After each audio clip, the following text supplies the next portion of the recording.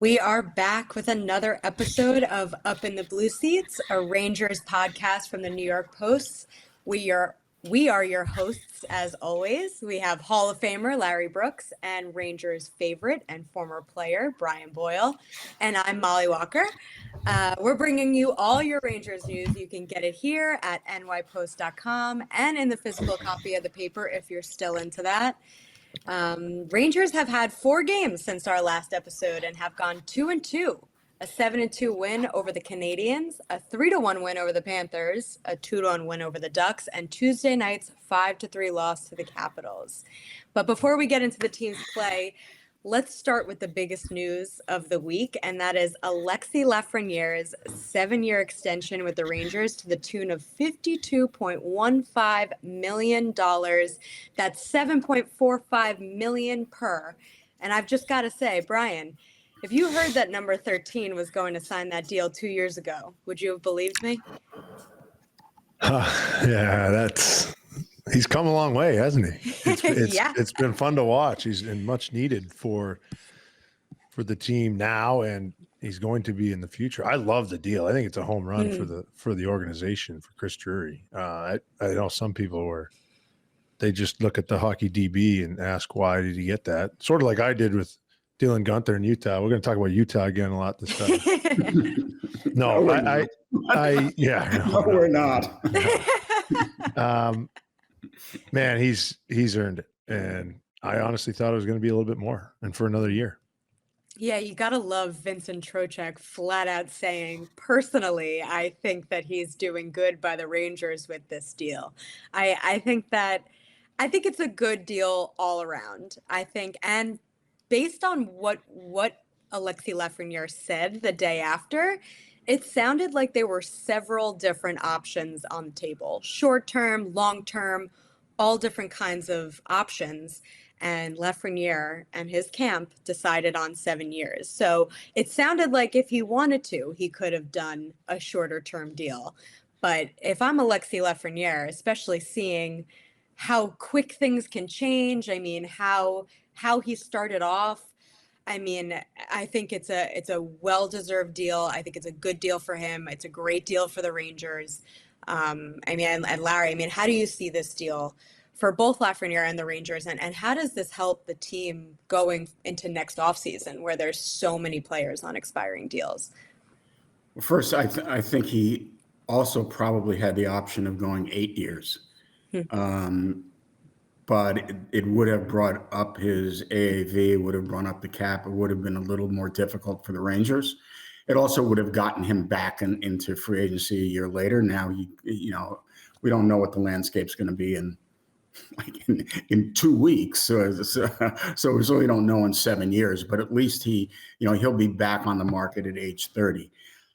He is becoming the player that everyone suggested we were going to be able to see over his career when he came to New York.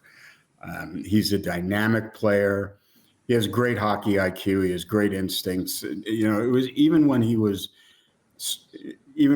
kind of stuck, there would be a play or two where you would see, oh, well, this is a little bit special. This is not coming from a pedestrian player. So I think they have one of their core pieces now lined up for the next 7 years, starting next year. So they have 8 years, including this year. Most of their core players are older. Certainly their core forwards are all older. So he is going to be, the core piece going forward. They know exactly what they're paying him. They know what the cap is going to be for the next 7 years. So, you just plug that number in, and it's a very workable number for a guy who I think is going to be on their first line for the next 7 years. So, you have a winger making that, 7.45 on your first line, you're doing well. I agree with all points. I think they have younger players that are starting to come, and they're going to have to play more. We can get into that in a little bit too, but I just love how he's progressed, what he's done, what Troch said about him, what Frank Vetrano frankly said about him, Yeah. as how he came into the league and what he's been able to do since then. And I liked how he played in the playoffs a couple of years ago. He didn't 3 years ago, rather 2 years ago, he probably didn't. I think that made him a better player now for 82 and then in the playoff run. So I think it's going to keep going up. That's what you think it's going to do. I think with percentage of the cap in year 4, 5, 6, 7, he's 26, 7, 8, 9, 30. Like those ages line up with him being he's going to be talked about as a bargain. Yeah. Mm-hmm. What always struck me when he wasn't playing well, when there was thunderous criticism from the outside about his work ethic, about how he allegedly took off his summers, he didn't work, he didn't care. But what always struck me was how supportive the veterans were of him. They talked about he was as popular a teammate as they had. And this was a player who was not producing. So, you knew that there was something to him. If he was lazy, they couldn't have they wouldn't have been able to get him out of the room quick enough because it's a veteran room. Yeah. So that always stuck with me. It was like, no. He works hard. You should see him. He cares. And, they don't broker guys who are not serious. So that was, that always stuck with me, even when he was disappointing on the ice, is how popular and how embraced he was by the veteran teammates. I think he plays with a passion too. That's going to become a leadership role sooner rather than later. And now that he's got the deal to go with it, he can sort of galvanize the guys or sort of drag them into the fight, as a lot of coaches like to say. I think that his style, and when he plays more abrasive, we talked about the beginning of last year on this podcast, when he's abrasive, when he plays with a little anger, man, he's good. And he does things in traffic at high rates of speed that not a lot of guys can do. Not a lot of players can pull off. I think he's brought so much swagger to that line in particular. I got such a kick out of Trocheck and Artemi the day after, making all the jokes. Brad wants a helicopter, he'll take 10%. Trocheck will take 5%. If Brad gets the helicopter, Trocheck will just take the ride in the helicopter. It was funny, and it's also obviously a narrative that he is not who he is without those two. But I think if you watch them, if anybody who's been watching that line on a nightly basis would disagree with that. He has brought just as much to that unit as Trocheck and Lafreniere, as Trocheck and Panarin have. It's been such a dynamic line. It's kind of been bleeding on defense recently, but in terms of offense, it is such a spark plug of a line. It's one of the best lines in the NHL, and that's not true without Lafreniere on that line. So I think that and Peter Laviolette said that he sees it the same way. All three of them are lifting each other up, and I think that that's going to be a Rangers line for a while, for years to come, so to say. Unless they need to break it up. Well, unless they need to break it up because the Zibanejad line isn't going. And okay, I don't think that's coming. I don't think that's coming in the next 48 hours, but they're going to need to figure something out. Well, let's get into that then as a natural segue. Larry, you did sit down with Mika Zibanejad recently to talk about, that third line has logged more ice time than the top line in 7 of the 9 games. Mm-hmm. They are operating as the second line right now with the Artemi, Trocheck, Lafreniere line as the first. How did that conversation go, and how do you see that situation unfolding? Well, the ice time is somewhat camouflaged because Mika and Kreider get the first power play unit, and they're essentially the first penalty kill unit. But as a line, they're on. But at even strength, there is no question that now the Zibanejad line is the third option. There's no doubt about it. Yep.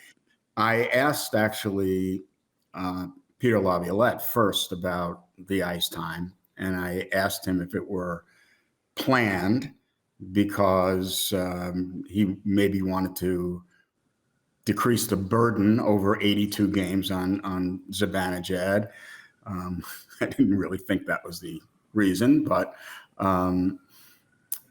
or I said, is it just the way the games have been going? And he said, well, what I said at the end of camp or at the start of the season was I'm going to get more players involved in the game. And the only way I can do that is if I elevate certain players' minutes, then other players' minutes have to go down. Mm-hmm. There's just a finite number of minutes that can be played at 5-on-5.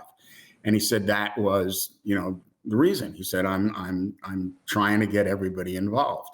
Clearly, though, if Mika were at the top of his game, he wouldn't be getting the third most minutes of a center like almost every night now.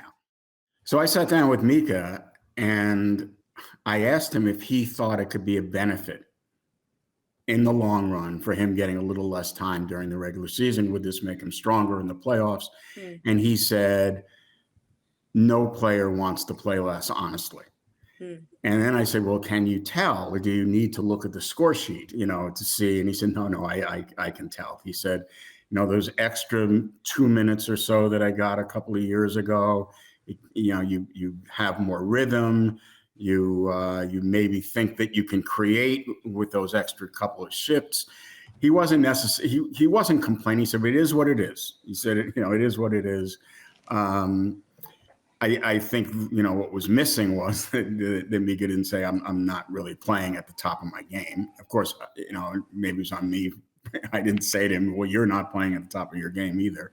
Mm. But I think there's such a noticeable difference now when the Heat line is on, as opposed, and actually the Heat line or the Trocheck line is on. The pace they're playing at is just at a different level from the Zibanejad line.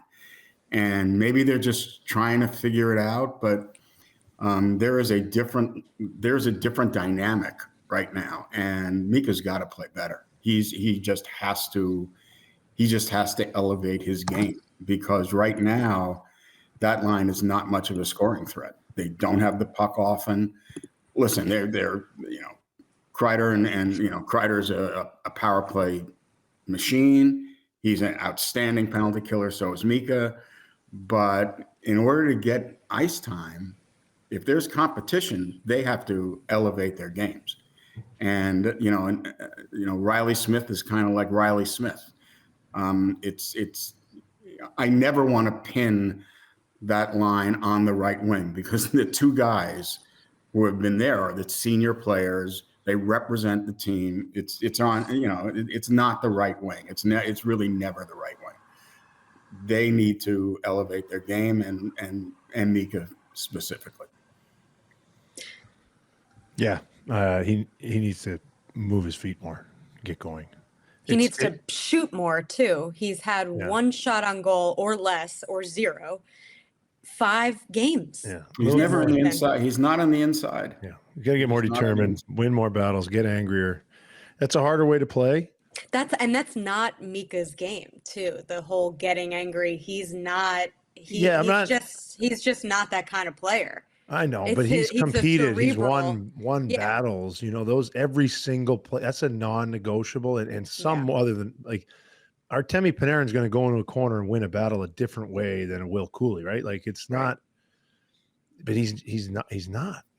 And even like last night on, I think it was the 4th goal against. I think it was Prota's goal. Like you saw that with Miller too. It's like you don't have to look mad and hurt people. You just have to win the battle. You can't let things happen and just kind of shrug your shoulders. There has to be some emotion there. Mm-hmm. And if not for you, fake it for the rest of the guys on the team. Fake it till you make it. Yeah. And that's what Laviolette unsolicited brought it up, that he said, defense is details, but it's also attitude. And 100%. We're not playing with attitude, and they're not. They are not. There is very little physicality coming from them. They, this talked about this forever, but they're they've kind of gotten by the first few weeks on their talent, on their goaltending. They are not, they are not digging in.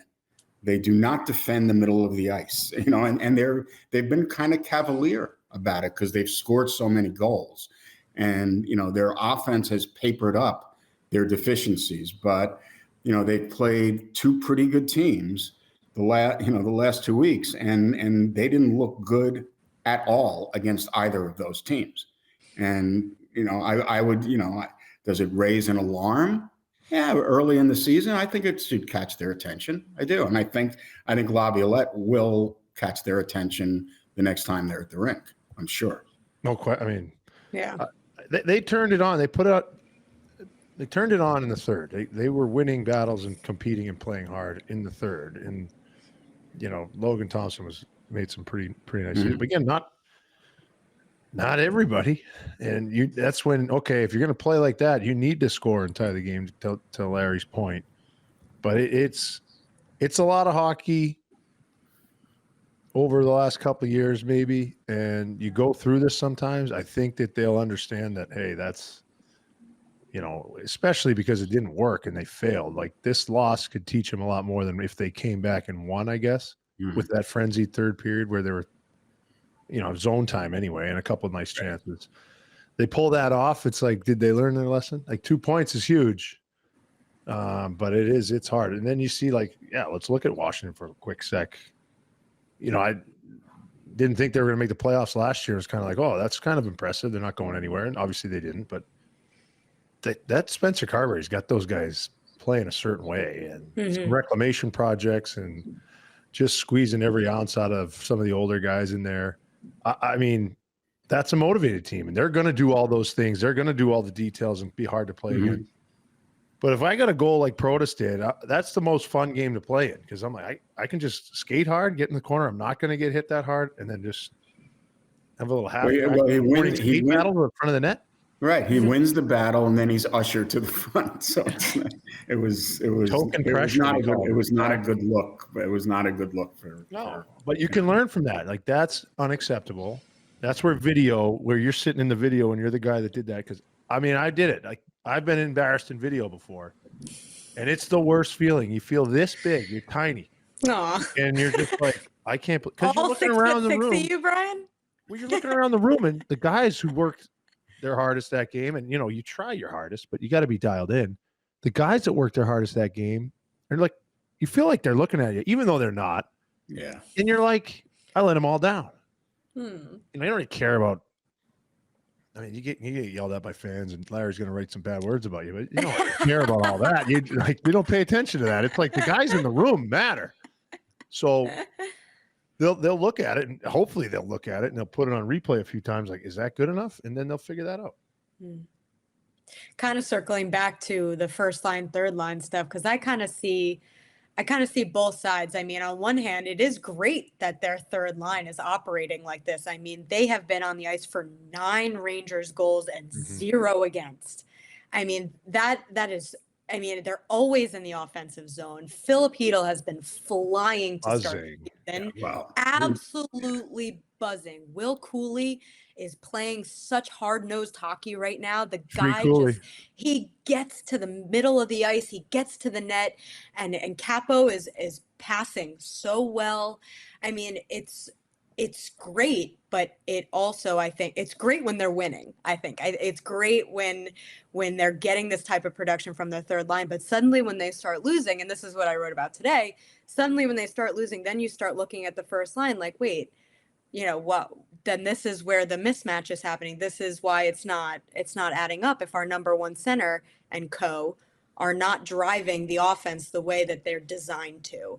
But I think that if there is a positive takeaway, I mean, it is that third line. I mean, have a top 9 the way that they've been going is great. Well, and you mentioned Hedl, Brian. You chimed in. He's a man on a mission. There's no doubt about it. Every shift, he's looking to prove something. Every shift, he's hungry. He wants it. He's lost so much time. He has lost so much time that you can see that he is trying to make up for it on every shift, and almost every shift's a positive shift. Mm-hmm. And the two guys on his wings, I mean, Will Cooley, I've been talking about since, his rookie camp. So it's just such an impressive young player. He's on a track where, he can be like a Steve Vickers type player for them, scoring a lot of goals around the net. But he's also much more physical than Steve Vickers ever was. And Kakko's becoming a very nice complementary piece. They're playing with confidence. They're playing with tremendous confidence, and that's something that Zibanejad does not have either at this point. And right. Brian, I always was amazed, even when I started. I was covering the greatest team in the history of the league, the Islanders. And when a guy would go like a week and a half without scoring, they would start doubting themselves. I said, "What are you talking about? Look at your record." No, I have to feel it. And so confidence, I get it. It can be such a fleeting thing. And that's something else that Mika does not have at this point. Well, that's where you just have to get uncomfortable in certain spots, practice or whatever. And I was not, the pressure of scoring and carrying an offense was never on me. It wasn't like college. Well, remember that year? Remember the year where you were leading the team in goals, like the first 40, 50, 60 games of the year. You had like 19, and then you kind of went a stretch without scoring. And I saw you. I saw it in your face how it was different because you were scoring, and then you did, and then you stopped, and it was different than when you were scoring at your normal pace. Right. I was on pace for like 40 at one point. Then it was like 35, and we were into like December, January, and I'm like, I might pull this off because I could score at every other level. So I'm like, I'm gonna pull it off. Right. And that rode that way for a while. And then when a few didn't go in and posts started happening, like the play didn't dip, and then like a week or two went by, we were getting no goals. Right. And then, well, imagine if you were the leading goal scorer. Right. Me and Doobie are like, we're going to have a competition to who's going to get the most goals. And like Doobie was a great player for a lot of years, but he wasn't a 30 goal scorer. No. And Gabrick was hurt, and Callie was hurt, and we had all these injuries. Yeah. I'm like, why? And then I started looking over my shoulder when it wasn't going in. Why am I not on the power play? And that's when you get in trouble. No, but seriously. Yeah. I'm like, that's when you get in trouble. Yeah. So then it got back to do what do I do well? And it wasn't like, and Mike Sullivan was actually really good with this. He's like, make sure you don't sacrifice anything that got you to these opportunities to cheat the game in a certain way. And then it was like, I'd hop on the bike for an extra hour after a practice just to be like, I have to do something. So I'm so ready for this game just to be like ready to play 30 minutes. And that's all I care about. I'm going to win every battle. I'm going to be in. And then it kind of like, the playoffs came, and again, I was snake bitten. I remember that clearly. I had 25 shots in 5 playoff games. I couldn't score a goal. Yeah. And it was like, I don't know what just happened. I got a little lucky, and then it swings. But with him, it's hard to be the number one guy. Yeah. And if you get a power play goal and 2 goals from your third line, and you'd think you'd win the game 6-2 or something like that, it doesn't happen. So that's why I think, Molly, to your point, how you started it, that's how the conversation starts. He needs to simplify, and things will open up. Go to the areas. Mark Messier's on a bike. I'm like, I need a goal. He goes, just go stand in front of the net. Something's going to happen. Stand in front of the net. Just keep doing it all the time. And if the play goes the other way and you're out of the play, get in a fight or do something crazy. Like he's like huffing and puffing on the bike. Mark Messier's 50 years old at the time. And I'm like, I should probably listen to him. Yeah. And it starts helping. Like, just simplify and bring the intensity, because you can't not score and do nothing else. Right. Yeah. I mean, and if we're talking about intensity, I mean, that's something that Larry and I have talked a lot about this season. It's coming off of last year and the fact that it's the same team. It's already so hard to find emotion from this team in these games. It has such a wake me up in April vibe to it, which is both a good thing and a bad. Like, it could be the end of them, though. Like, on one end, you're not going to get through a regular season if you can't play with emotion, if you can't mentally be in these games one after the other. But at the same time, the fact that they do have tunnel vision to the playoffs, I do think could serve them well in some situations too, when they inevitably hit a tough stretch or whatnot, not being too high, not being too low. You kind of see both sides of the coin of how it could be beneficial to them and how it can't. But I think the last couple of games, they played the Panthers, the team that they lost, that ended their season last year, and then the Capitals, who they swept in the first round, who was 100% going to come out with more emotion in that game. And both times not meeting that emotion level. They were jumped. They were jumped both times. Yes. By both teams. The first 5 minutes of the Florida one, I had an ice level view, which was kind of sweet. Yes. Defense was optional for both teams. I'm like, this is really fun to call. I wouldn't love it if I was either coach. And Florida buttoned up. The Rangers kind of ish, but Florida kind of just buttoned it up and dumbed the game down. And they could do that with one little intermission speech from Paul Maurice. And they also, their game prior to playing the Rangers, Paul Maurice got extended, and then they went out and got their doors blown off. I think it was 5-1. Yeah. And Paul Maurice had a hilarious quote about, I hope the young guy on the. Yes. Just another all-timer from Paul. I know. The quote that keeps on giving is Paul Maurice. It's fantastic. So, but that one you thought maybe a little more because of how it ended, and let's get on these guys. No Barkov, they're just getting Kachuk back, but that was a good team. Igor played really. Both goalies played out of their minds. Yeah, and Filipino, seeing him at ice level, flying around the ice. Yeah, get him out there more. Yeah, which that's why that is ultimately why that third line has gotten so much more ice time than the first line. Well, what's interesting too, and I didn't ask Laviolette about this, but he's allowed Philip to take defensive zone draws in pretty critical situations, even though his numbers, are still not good.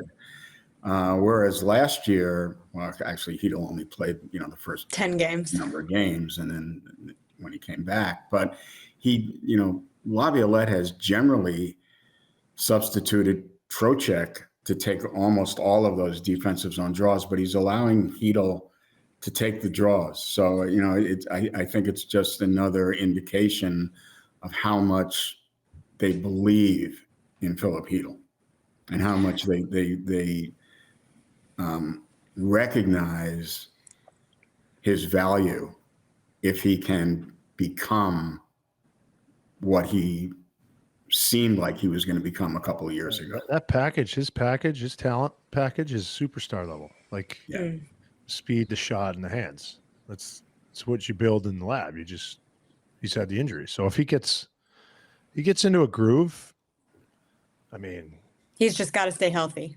Yeah, but that's your most talented centerman. I don't know. Is that crazy to say that? No, not at all. Which is a testament to how deep the Rangers are and should be. But before we wrap up, one last thing that we definitely need to get to. Matt Rempe sent down to Hartford for 2 games under the premise that the Rangers wanted him to work on his game, get a lot of minutes, have some fun in Hartford, and then he gets called back up for the Capitals game. I wrote a column about how I feel like the Rangers are feeding into the narrative, the exact narrative that they're trying to avoid, or so that they say they're trying to avoid. They don't want Rempe to be just this one-trick pony, and yet only bringing him up when there's a Tom Wilson on the other end of the ice or a Dylan McIlrath and the heavier Capitals. I'm curious to hear your guys' point of view of how the Rangers are handling Matt Rempe this season, and if you agree with it. Go ahead. Well, I don't particularly think they have a plan, which is bothersome. I don't understand. I honestly, I don't understand the whole Rempe experience from the start of training camp through now. When they sent him back last week, I thought he was going to be there for a few months. Right. And just play. And actually Laviolette volunteered that he was going to play the middle, which I had suggested like months ago that, that if he could somehow become a center in this league, what a weapon, but it would probably take at least a year. But I thought, okay, they don't think he's ready now, or they're not using him now. This is what they're going to do. And then he was back up after 3 days. I don't know. He gets into a fight on his first shift. He was there for one reason. He was there to fight. There's no question about it. And I presume that when Jimmy Vesey is activated, which he will be for the Islander game on Sunday, I assume that Vesey will play, and I assume that Rempe will be sent back to Hartford. And I hope he stays there. If honestly, I just don't think they can. I've said this so often. I'm just baffled. It's disappointing because I think they have a weapon, and they don't seem to be developing it. So I went through it a bit in LA, going back and forth, and going to LA was okay. You get excited, you have adrenaline, and playing 8 minutes, 9 minutes, which is more than what Rempe's doing was difficult enough in a certain role that I've never done.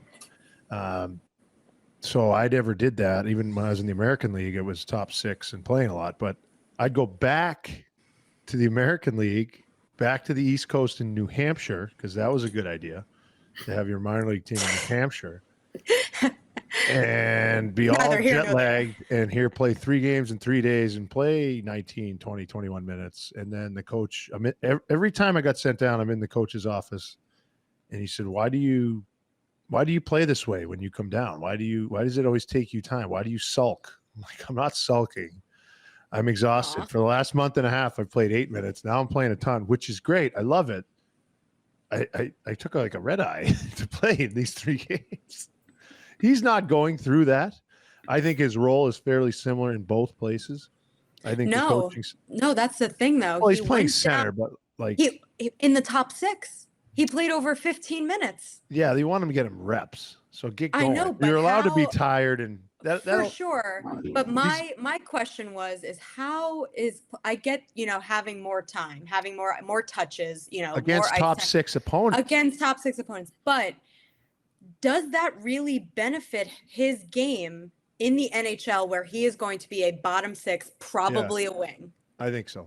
You do? How so? I'm very curious. Yeah. Tell me. Because so he'll have, again, more touches. He'll be playing with better players. So in the NHL, the players are better than the American League. Obviously. But not necessarily more skilled all the time. There's very skilled players in the American League, and there's deficiencies in whatever, and maybe they're young, or there's a situation where there's not really, like Detroit used to do it. They don't really do that anymore. They call you right up, but there's a lot of skill down there, and there's some savvy guys. So if you're playing against top 6 guys or top lines, that's the skill level you're going to face at the NHL. Closest thing to it, I guess you could say. And he's going to get a lot of reps at it, and he's going to get exposed, and then he's going to learn, and you're going to fail before you succeed. If he goes down and rips it up, that's one thing.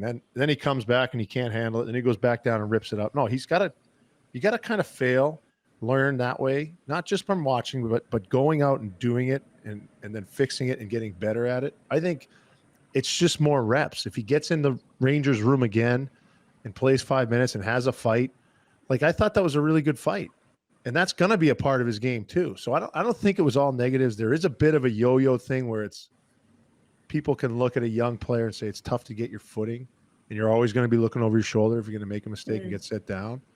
But I think, like, get as many reps as you can at all different places. Learn as much as you can at all different things. He skates well enough. His edges could get him a little better. Anticipation could get better. Well, then play more minutes.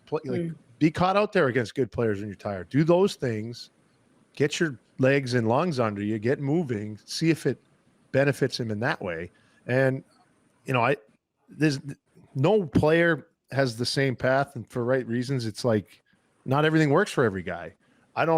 I don't think it's totally dismissible just to like the way they're doing it is, I guess what I'm saying. I think it's just getting him on the ice more and getting him more reps against as good a as close to NHL competition as you can if he goes down. I just don't. I know Larry says, maybe he can become a center.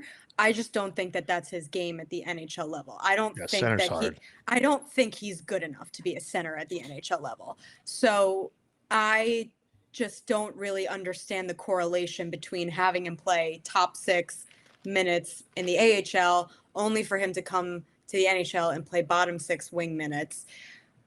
I do see what you're saying, though. I see the argument with center and wing for sure. Yeah, that's more so what I'm getting at. Yeah, and I just wonder. I guess my biggest question that I'll pose to both of you then: do you think that he should be developing in the AHL or the NHL? And is there a path for both? Is that a thing? So that was my kind of like. It's so close that it's like. It seems like it's a great thing, and to your point, maybe it's not that they're so close. Maybe it's not a good thing that he can hop on the bus and just get there. It remains to be seen. I just think maybe I'm just trying to talk to him like this is the attitude I hope you go into it with. Like all reps are good reps, so get them. Yeah. Well, there's nothing to worry about with his attitude. Right. Like, let me tell you, that's the thing. He has been so receptive. He is so understanding of that he's not at the level that he needs to be a full-time NHLer. Like that is not lost on him whatsoever. He is totally committed to doing whatever the Rangers think is best for him right now. Yeah. I just wonder if one or the other, more so than anything, I think the Rangers need to pick a lane.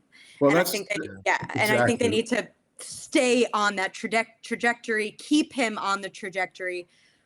None of this back and forth thing. We've seen it with Zach Jones. We've seen it with a bunch of players that have come up through the Rangers organization. To Larry's point, I think they, and it's funny that we're having such a big conversation about Matt Rempe and how he has dominated headlines. This is one of the last forwards on the Rangers team. And I think that's a good thing for the Rangers that this is the biggest story on them right now. Mm-hmm. But I do think that they have something special in him and as a player and what he could be for them long term as well.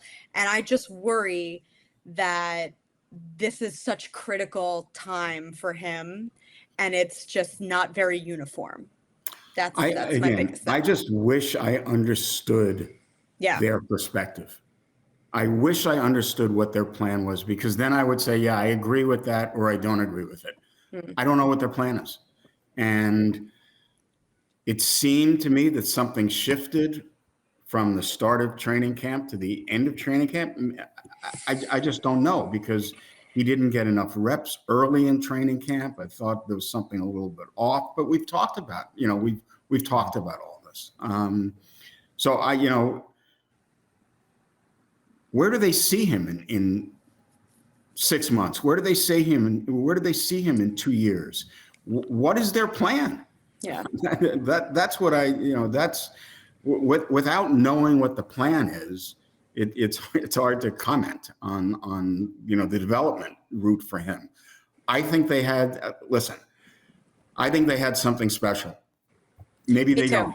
Maybe I'm wrong. Did they break it? But Did they break the new toy? Well, I mean, I just don't understand where he could play in games down the stretch last year where it was very important for them to win because they wanted to win the President's Trophy. And he was in the lineup. They were 14-2-1 with him. Yeah. I'm not saying that, if a B-level goalie would have been in net, he would have had the same record. But still, they were 14-2-1 with him, so he was not a detriment at all. He was an asset. And then suddenly they're coming in the middle, in the start of the next season, and he can't play. Yeah. So what has happened, and what is the plan? Yeah, Larry's I've said this a few times. Yeah, well, you've posed a question to me that I have kept in the back of my mind, and that's what has changed in Peter Laviolette's mind from the end of last season to now, where he doesn't think that he can win with Rempe in the lineup. That's what I feel like has changed here. So at some point, I don't get it. He is, and they're using him against, like, back to my original point. They are only putting him in the lineup against teams that they feel like they need him for. And that doesn't allow him to get the reps and the time that he needs to develop to become this all-around player that they are supposedly saying that they want him to become. Yeah. So I thought it was very strange that he played. I thought it was very strange that they brought him up for the Caps game. I did. Like what? Like again. Yeah. Why? Who was Dylan McIlrath going to run? Nobody. You know, if it's not as if Rempe was protecting anyone. That was a staged fight. I mean, people knew it was either going to be that or Wilson. But for what reason? Yeah. I honestly, I just don't understand it. You never know with Wilson. They thought that Johnny Brodzinski was if they think that Brodzinski is a better player, then why didn't they play him? You know, in Washington. We've spent so much time on this, but we don't have answers. We're only asking questions. Amen, Larry. That's what we do here. That's what All we right. do. That's a wrap on another episode of Up in the Blue Seats. Thanks so much for tuning in. If you're watching on YouTube, give us a thumbs up below and comment what has stood out to you the most about this Rangers 6-2-1 start to the season. Thanks to Emma Kate Austin and Ryan Sampson for producing the show, and we'll see you all later.